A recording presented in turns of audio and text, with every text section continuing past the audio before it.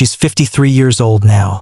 The same concrete walls, the same steel doors, the same fluorescent lights that never feel like real daylight. Susan Smith has spent 3 decades inside Leath Correctional Institution. 30 years measured not in milestones, but in repetition. Every morning begins with the echo of metal gates slamming shut. Every meal tastes identical, stripped of choice and comfort. Every night ends in a cell where privacy is only a memory and safety is never guaranteed. Death row inmates are given an ending, a final moment, a line where time stops moving forward. Susan Smith was given something else.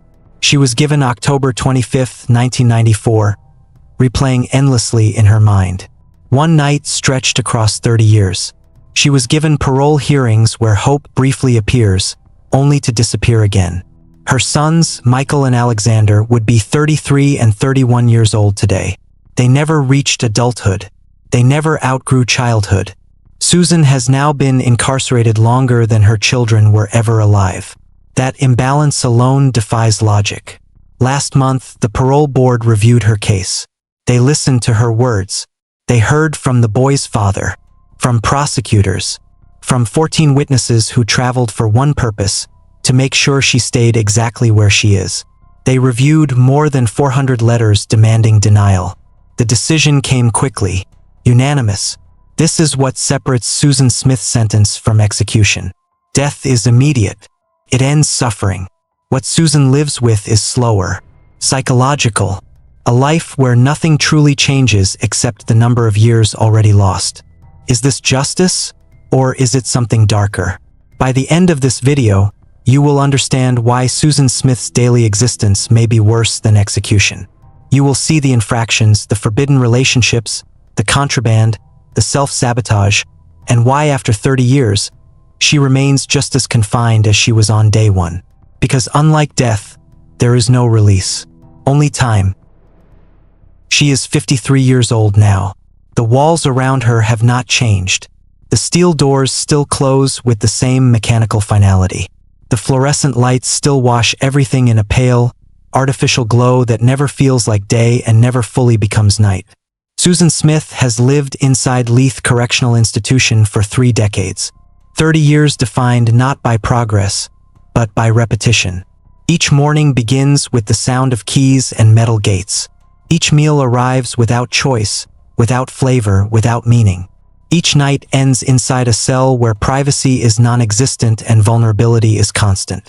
Time does not pass here the way it does outside. It accumulates, slowly, relentlessly.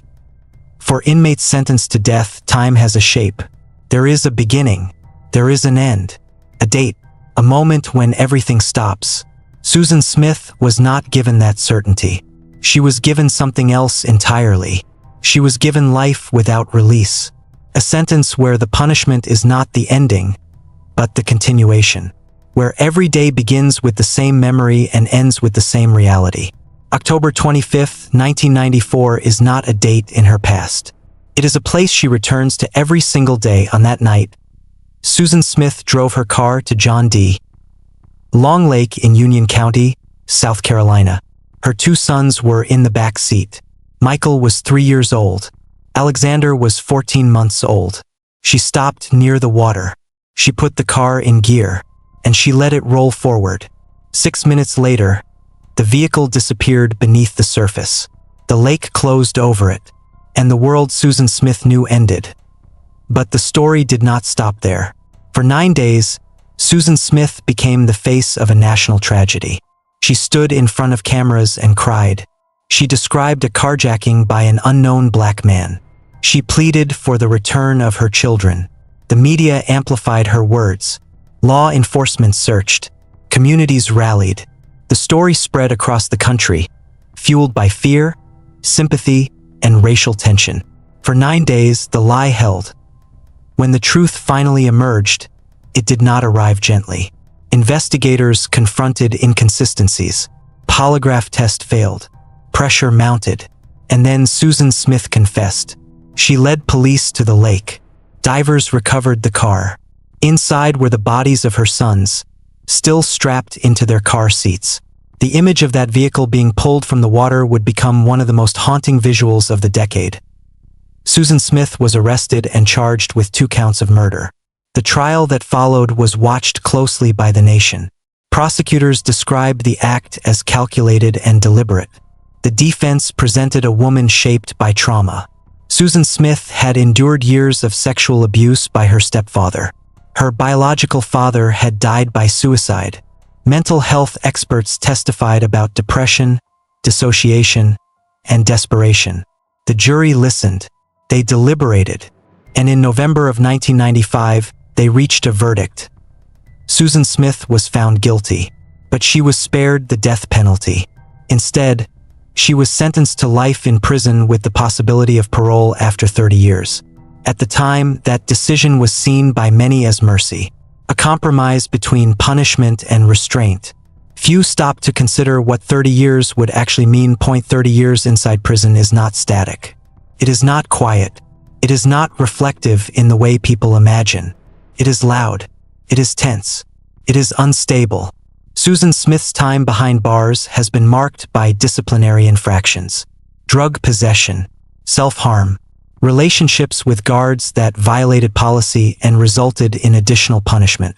Each incident added weight to her file. Each one pushed the possibility of release further away. While Susan Smith remained inside, the world outside continued moving. Her sons grew older only in memory. Michael would be 33 today. Alexander would be 31. They never attended school, never learned to read, never formed lives of their own. Susan Smith has now been incarcerated longer than her children were ever alive. That imbalance is permanent. It cannot be corrected. In November of 2024, Susan Smith became eligible for parole for the first time. The hearing was brief. The parole board reviewed her record. They heard testimony from prosecutors, from the boy's father, from witnesses who opposed her release. More than 400 letters were submitted urging the board to deny parole. When the decision came, it was unanimous. Susan Smith would remain incarcerated. There will be another hearing, and another after that. Each one will reopen the same wounds. Each one will revisit the same facts. Each one will end the same way. This is the nature of her sentence. Not finality, but repetition. Not closure, but continuation. The question is not whether Susan Smith deserves punishment. That was decided long ago. The question is what kind of punishment this truly is. Is it justice measured in decades? Or is it something else entirely? Something slower, more psychological. A sentence where time itself becomes the weapon. This is not a story about sympathy. It is not a story about forgiveness. It is a story about consequences that do not end. About a life defined by a single moment and extended indefinitely. As this story continues, we will examine what Susan Smith's daily existence actually looks like. The rules, the restrictions, the isolation, and why, after 30 years, she remains just as trapped as she was on the first night those prison doors closed behind her. Prison is often imagined as stillness, long hours, empty time, place where nothing happens. The reality is different. Prison is movement without freedom, noise without relief, constant proximity to danger. For Susan Smith, Leath Correctional Institution did not become easier with familiarity. It became more revealing. The longer she remained inside, the more her sentence transformed from punishment into environment. Every day required adaptation. Every interaction carried consequence. Leath Correctional Institution houses women serving long sentences. Many will never leave. The atmosphere reflects that reality. Tension simmers beneath routine. Alliances form and dissolve. Authority is enforced through control of movement, communication, and access. For someone like Susan Smith, whose crime made her one of the most infamous inmates in the system, anonymity was never possible. Guards knew her name. Inmates knew her story. That visibility followed her everywhere. In the early years of her incarceration, Susan Smith struggled to stabilize. Disciplinary records show repeated infractions, drug possession, rule violations, periods of segregation. These were not isolated incidents. They formed a pattern. Prison officials documented behavior that suggested impulsivity, emotional instability, and difficulty complying with structure. Each infraction extended consequences. Privileges were revoked. Transfers were delayed. Her institutional record grew heavier with time. One of the most damaging elements of Susan Smith's incarceration involved relationships with correctional officers. Over the years, multiple investigations revealed inappropriate contact between Susan Smith and guards assigned to supervise her. These relationships violated prison policy and resulted in disciplinary action against both parties. In one case, a guard was terminated and later convicted for misconduct. For Susan Smith, the consequences were immediate and lasting. Loss of privileges, solitary confinement, additional scrutiny. These incidents became central to how the parole board viewed her case decades later. They were cited as evidence of manipulation, boundary violations, and failure to rehabilitate. In the controlled environment of prison, relationships are currency. They offer protection, access, and influence, but they also create vulnerability.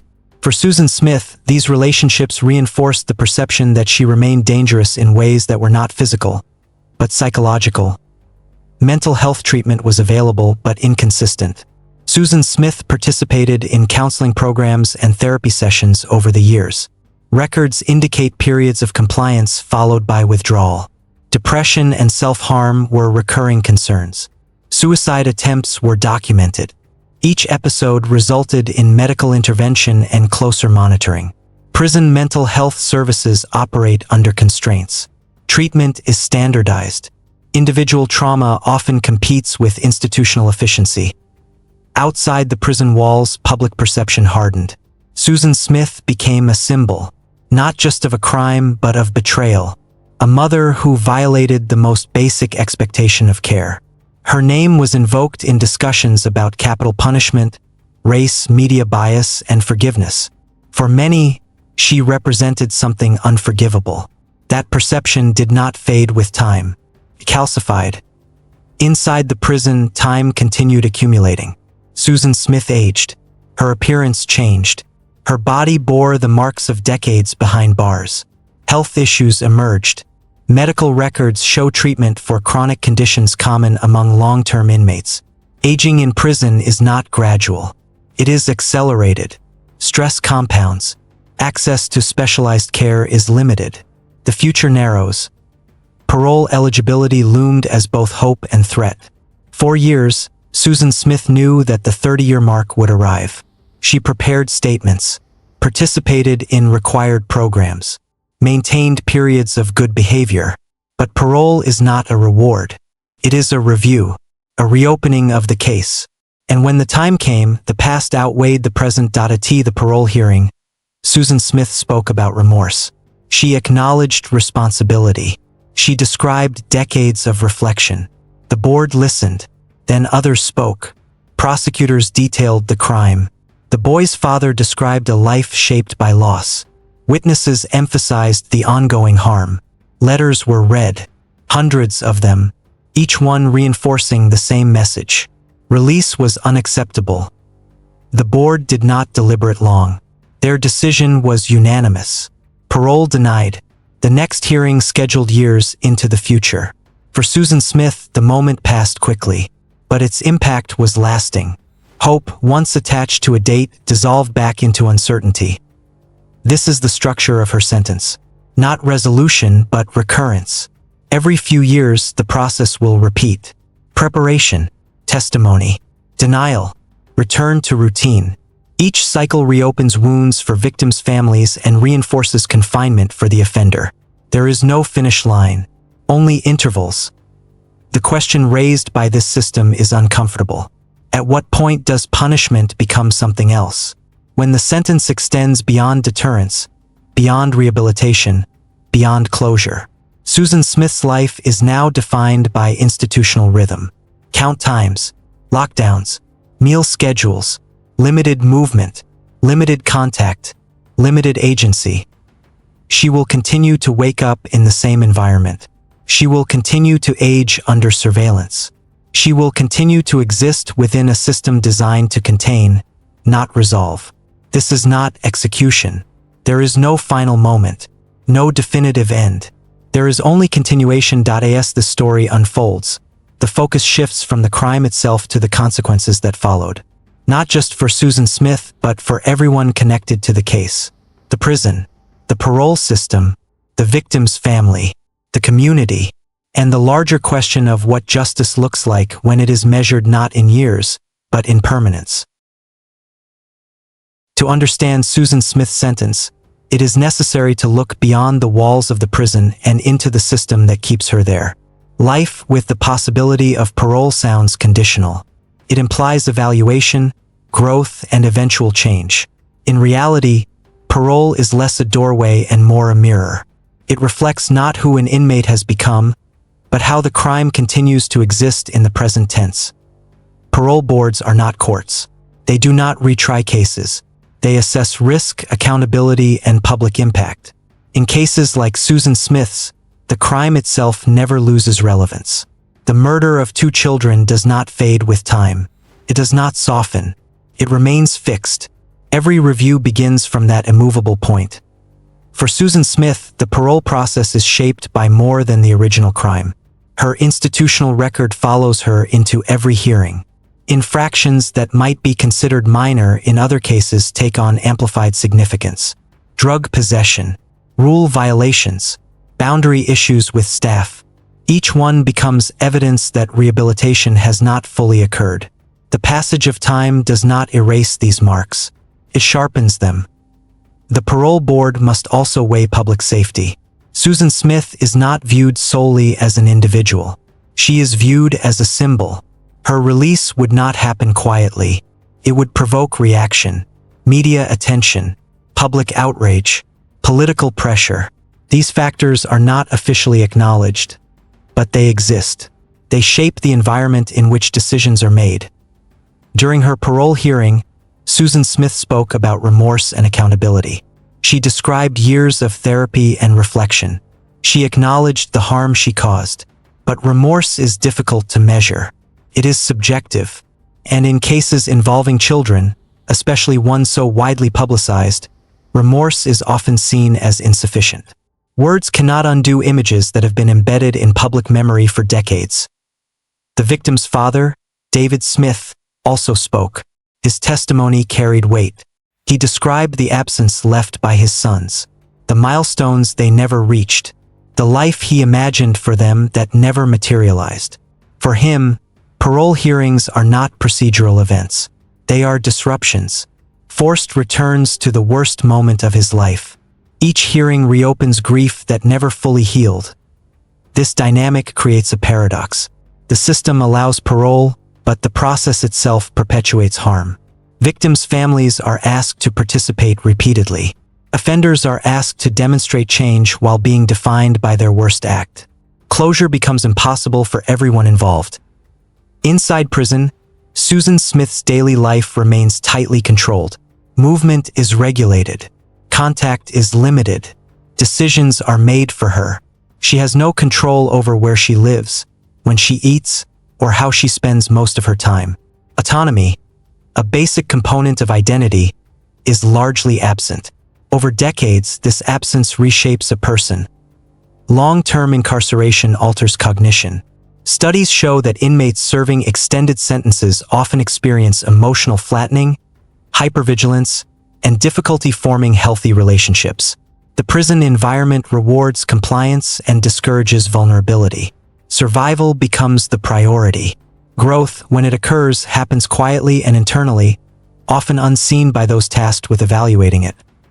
Susan Smith has spent more time inside prison than she did outside as an adult. The world she entered in the early 1990s no longer exists. Technology has advanced. Social norms have shifted. Entire generations have grown up without memory of her case. If she were released, she would enter a society that has moved on while she remained frozen in time. This reality complicates the concept of rehabilitation. Rehabilitation assumes reintegration. It assumes a future. For inmates like Susan Smith, the future is abstract. It exists only as a possibility repeatedly deferred. Preparation becomes theoretical. Hope becomes conditional. The denial of parole reinforces a cycle. Each denial strengthens the perception that release will never occur. That perception influences behavior. Motivation declines. Engagement with programs becomes performative rather than transformative. When the outcome feels predetermined, effort loses meaning. Critics of life sentences argue that this dynamic undermines the purpose of incarceration. If parole is functionally unattainable, then the sentence becomes indistinguishable from life without parole. The difference exists on paper, not in practice. The punishment becomes indefinite. Supporters argue that some crimes warrant permanent removal from society, that the harm caused is so severe that no amount of time can balance it. In this view, Susan Smith's continued incarceration is not cruelty. It is protection. It is justice. Both perspectives exist simultaneously, and the system does not resolve the tension between them. It manages it, through hearings, through denials, through time. Susan Smith will face another parole hearing, and another after that. Each one will follow the same structure: preparation, testimony, review, decision, return. The outcome may never change, or it may change when she is far older, frilier, and less capable of independence. Release, if it comes, may arrive too late to resemble freedom. This is the quiet reality of her sentence. Not dramatic, not sudden, but persistent. A life defined by waiting. Waiting for a decision that may never come. Waiting for time to do what it has already done. As we continue, we will examine how Susan Smith's case fits into a broader pattern, how the justice system handles crimes that defy resolution, and whether a sentence without an ending truly serves the purpose it claims to uphold. Susan Smith's case does not exist in isolation. It sits within a broader system that struggles to reconcile punishment, rehabilitation, and permanence. Life sentences with parole eligibility are often presented as humane alternatives to execution. They preserve the possibility of redemption while maintaining accountability. But in practice, they create a different kind of permanence, one that unfolds slowly and invisibly. Inside Leath Correctional Institution, time functions differently. Days are structured, repetitive, predictable. Wake up, count, eat, work, count again, lockdown, sleep. The routine is designed to maintain order, not meaning. Over years, that routine becomes internalized. The external world fades. Memory replaces anticipation. For Susan Smith, prison is not just a place. It is the environment in which her identity has been reshaped. She entered at 25, a young woman defined publicly by a single act. She aged inside a system that does not reward introspection unless it can be documented, evaluated, and approved. Change that cannot be measured is treated as non-existent. Correctional programs exist on paper. Therapy, substance abuse counseling, educational opportunities, faith-based initiatives. Susan has participated in some of these programs over the years. Records show periods of compliance and engagement. But participation does not equal transformation, and transformation does not guarantee release. The prison environment itself complicates healing. Trauma does not resolve in conditions of constant surveillance and limited autonomy. Vulnerability can be dangerous. Trust is risky. Emotional openness can be exploited. Many inmates learn to suppress rather than process. They survive by compartmentalizing pain rather than confronting it. Susan's history of trauma predates her incarceration. Childhood loss, sexual abuse, untreated mental illness. These factors were presented during sentencing as mitigating circumstances. They helped spare her from execution. But mitigation does not translate into mercy over time. The system acknowledges trauma once, then moves on. In prison, Susan's behavior has reflected this unresolved history.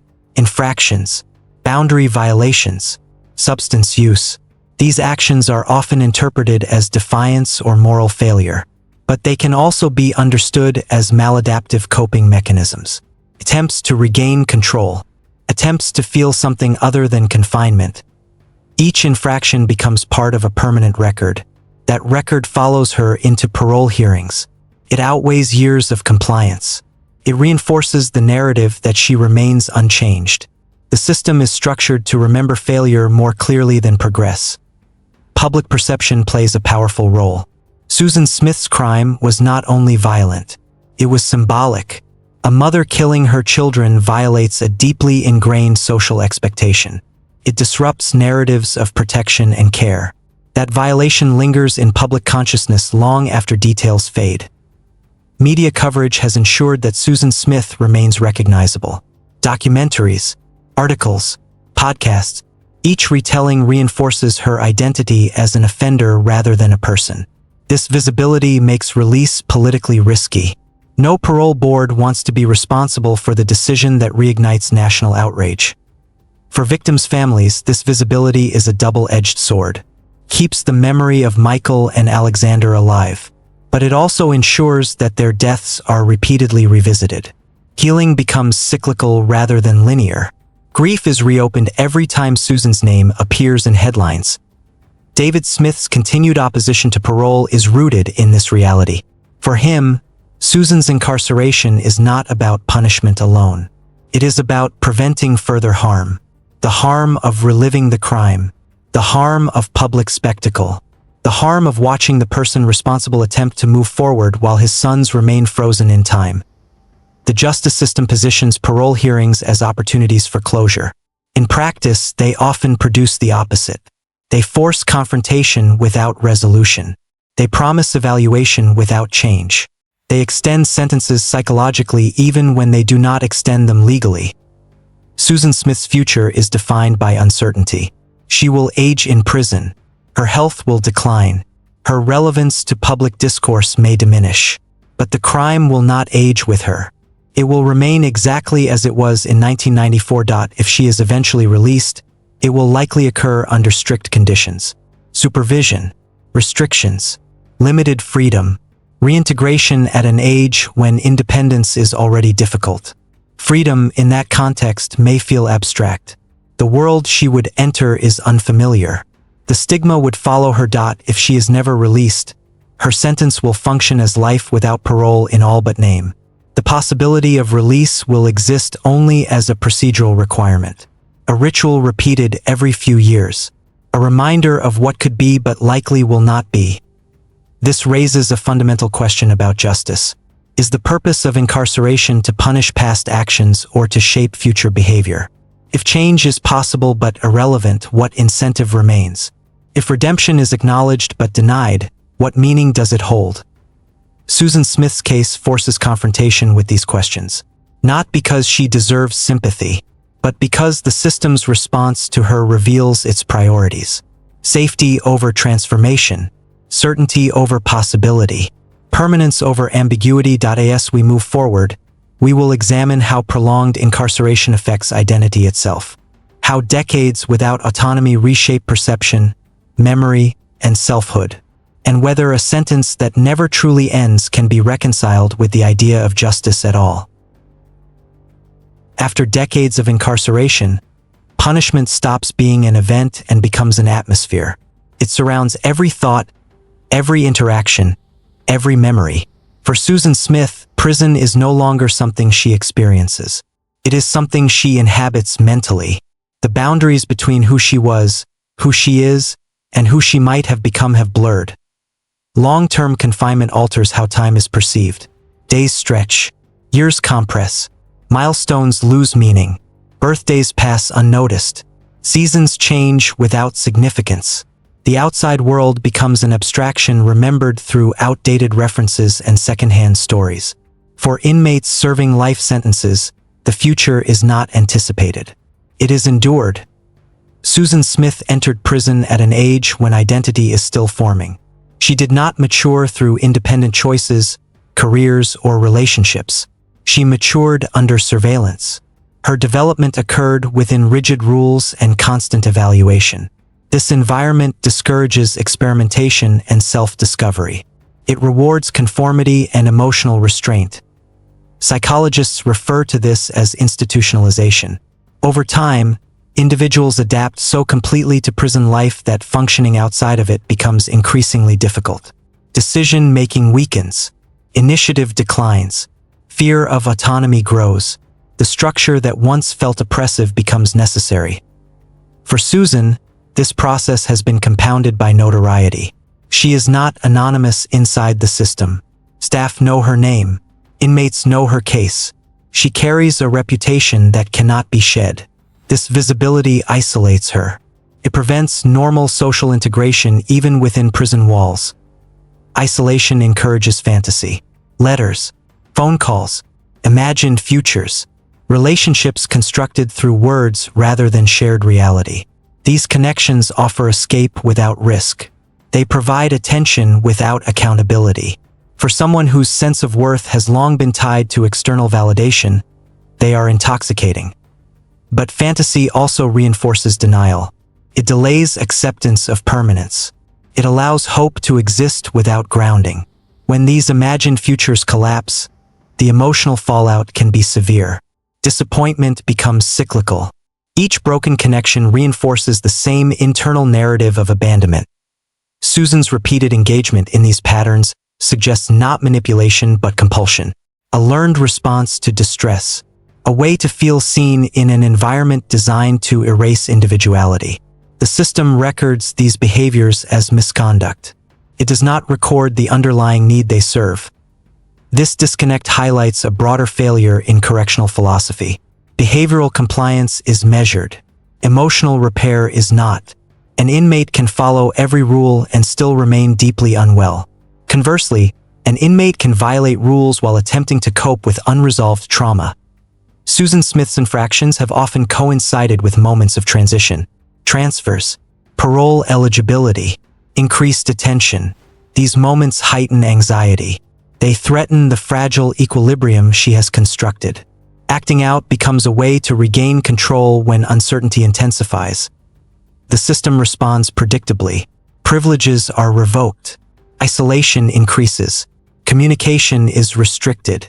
The very supports that might stabilize behavior are removed. The cycle repeats. Each response confirms the system's assessment that she is not ready for release. From an administrative perspective, this logic is sound. Rules exist to maintain order. Violations must have consequences. But from a psychological perspective, the approach is blunt. It treats symptoms while ignoring causes. It manages behavior without addressing pain. Public discourse rarely acknowledges this complexity. Susan Smith is often framed as either evil or broken, monster or victim. Neither label captures reality. She is a person who committed an unforgivable act and then spent decades in an environment poorly equipped to address the forces that led to it. This does not excuse her actions. It contextualizes them. Context is uncomfortable because it complicates moral clarity. It forces recognition that punishment alone does not resolve harm. It only contains it. For the families of victims, this distinction may feel irrelevant. The loss is absolute. No explanation restores what was taken. Accountability matters more than understanding. Safety matters more than rehabilitation. These priorities are valid. But the justice system must operate beyond individual emotion. It must define what sentences mean. If life with parole is intended to offer the possibility of redemption, that possibility must be tangible. If it is not, honesty demands acknowledgement.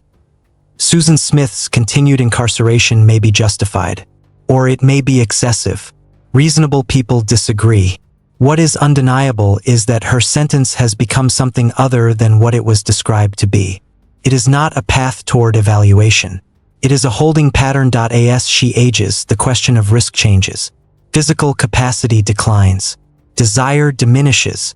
The person she was at 23 no longer exists, but the crime does, and the system prioritizes the permanence of the act over the evolution of the individual. This raises a final tension. At what point does punishment stop serving society and begin serving itself? At what point does containment replace justice? At what point does a sentence lose its moral justification and persist only because reversing it feels dangerous? Susan Smith will continue to wake up inside Leath Correctional Institution. She will continue to attend hearings. She will continue to speak words of remorse into a system that measures sincerity through paperwork. Her life will remain defined by repetition. Whether that repetition constitutes justice depends on what justice is meant to accomplish. If it is meant to prevent harm, it has succeeded. If it is meant to rehabilitate, the outcome is less clear. If it is meant to offer redemption, the door remains closed. In the final section, we will examine what Susan Smith's case reveals about punishment without resolution, and whether a sentence that never truly ends can coexist with the ideals the justice system claims to uphold. A sentence without an ending changes how justice is experienced. It removes the finality that allows societies to believe punishment has been completed. Instead, it creates an ongoing condition, one that must be revisited, reassessed, and defended repeatedly. Susan Smith's incarceration exists in that space. Not concluded, not resolved, simply extended. Life with the possibility of parole suggests movement, a sentence that evolves, a future shaped by behavior and accountability. But for crimes that permanently fracture public trust, possibility becomes theoretical. The process continues, but the outcome remains fixed. Parole hearings become ceremonial reaffirmations rather than genuine evaluations. This creates a quiet contradiction. The system claims openness to change while structurally resisting it. It invites remorse but is unable to accept it. It permits hope but punishes those who act as if hope is real. Over time, this contradiction reshapes the individual subjected to it. Susan Smith's life is now defined by anticipation without arrival. Every 2 years, preparation begins.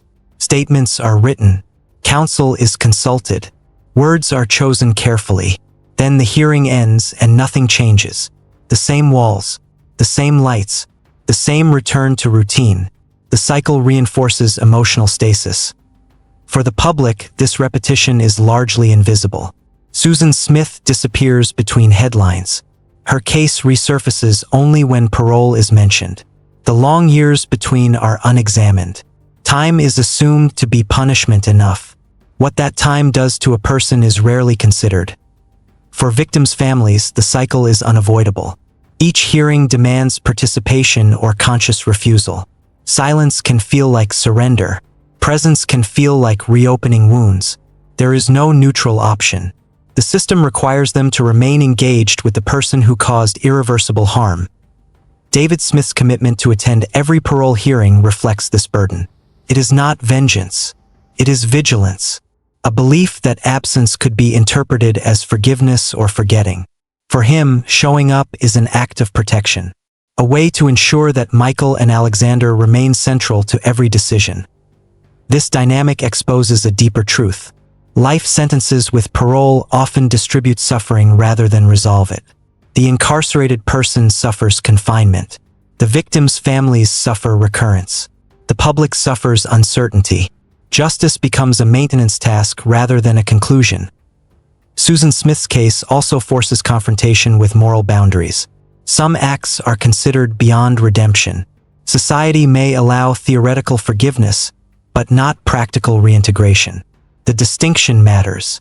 Forgiveness without release preserves moral clarity while maintaining safety. But the law does not operate on moral absolutes alone. It operates on definitions, on categories, on procedural fairness. If parole exists, it must mean something.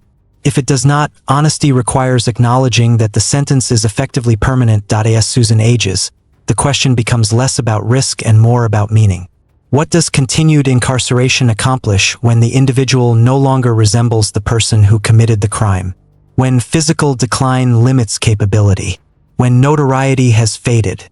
When the threat is symbolic rather than practical? Some argue that symbolism matters, that certain crimes must be punished indefinitely to affirm societal values, that release would signal tolerance of the intolerable. In this view, Susan Smith's continued imprisonment is not about her. It is about what her freedom would represent. Others argue that justice without proportionality becomes cruelty, that denying release regardless of transformation undermines the legitimacy of the system, that punishment must have a horizon to retain moral authority. The system does not resolve this debate. It absorbs it. It allows parole hearings to function as pressure valves. Decisions are deferred rather than finalized. Responsibility is distributed across boards, years, and procedures. Susan Smith remains inside this structure. Her identity is fixed externally even as it shifts internally. She is evaluated through records rather than relationships, through infractions rather than insight, through history rather than present reality. Her story is often framed as a warning, a cautionary tale about desire, deception, and irreversible choice. But it is also a case study in how institutions manage irreparable harm, how they prioritize certainty over complexity, how they extend punishment without naming it as such. Susan Smith will likely die in prison, or she will be released into a world that no longer has a place for her. Neither outcome offers restoration. Both reflect a system designed to contain rather than heal. This does not mean the system is wrong. It means it is limited, cannot undo loss, cannot balance suffering, can only decide where harm is held. Michael and Alexander remain absent. Their lives were brief. Their memory persists through documents, photographs, and testimony. They do not age. They do not change. The world remembers them as they were. Susan Smith continues to age. Each year adds distance between who she was and who she is, but the crime collapses that distance, keeps her anchored to a single moment. This is the reality of punishment without resolution. Time passes, decisions repeat, nothing concludes. Death row inmates are given an ending, a final date, a moment when the sentence stops accumulating. Susan Smith was given something else, an open loop, a life measured not by progress, but by endurance. Whether that constitutes justice depends on what justice is meant to provide. Safety has been achieved. Accountability has been enforced. Closure remains elusive. And perhaps that is the final truth. Some crimes leave no room for closure, only continuation. Now he stands as the voice for two children who will never speak for themselves. And so we return to the question that opened this video. Is Susan Smith's prison life worse than the death penalty? The answer is not simple. One perspective sees a woman who made a deliberate decision to end her children's lives for the possibility of a man who did not want them. A woman who lied for 9 days, manipulated national sympathy, and invoked racial fear while the country searched. A woman whose history behind bars reflects self-sabotage, boundary violations, and choices that continue to harm others. From this view, remorse feels performative, faith feels convenient, and accountability remains incomplete. From this perspective, 30 years is not excessive. A lifetime in prison is the consequence that fits the crime. Another perspective sees something different. A woman shaped by untreated childhood trauma, sexual abuse by a trusted authority figure, and repeated failures by the adults meant to protect her. A young mother with documented depression, suicide attempts, and emotional instability who made an unforgivable decision while psychologically fractured. From this view, decades inside an understaffed and dehumanizing prison system do not represent justice. They represent punishment without healing, suffering that serves anger rather than safety. Both perspectives can exist at the same time, and that is what makes Susan Smith's case so disturbing. Michael would be 33 today. Alexander would be 31. Susan Smith is 53 and has spent 30 years incarcerated. Her next parole hearing is November 2026. It will almost certainly be denied. Then another will follow. And another. Every 2 years, repeated indefinitely. No sentence can undo what was done. The question is not whether Susan Smith deserves punishment. She does. The question is whether what she is living now represents justice or something darker.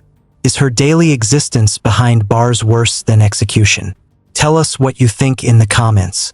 If this video challenged how you think about punishment and justice, like the video and subscribe for more deep examinations into complex criminal cases. Think carefully before judging.